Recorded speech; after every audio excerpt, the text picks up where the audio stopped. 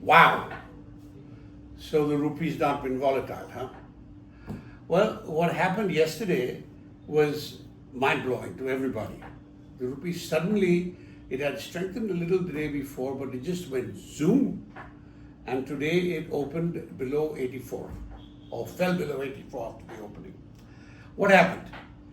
Well, the story is that there were some stop losses hit in the NDF and foreign banks were selling. Now, to me, what that tells me is that since it moved so sharply after the stop losses were hit, it means the weakness was driven more by position taking than anything else. So it would seem to me that rupee is unlikely to weaken to those levels again, point one. Point two, which is very important, is that,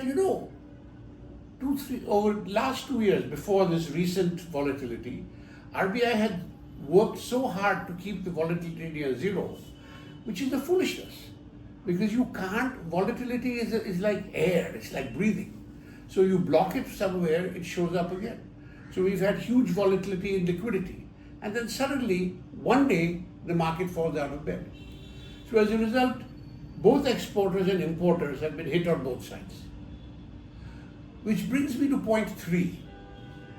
People who are clients know that we have always been professing that nobody can really forecast the market, and if you want to protect yourself, you really need to follow a structured program and critically follow it with discipline. Now, just suppose you had been following the Mecklai hedge program in January this year, right? If you had a 6-month position, I did some quick calculations, your stop loss would have been hit, exporter, but you would have closed out at a rate at like 85, 60. If it was a 12-month export and you had followed the rules, here's the key. Discipline is the most difficult thing in life, as we all know. You would have been north of 86 today. Today's forward rate, we all know what it is. So boys and girls, Babu, let's really try to take care of ourselves. Good luck.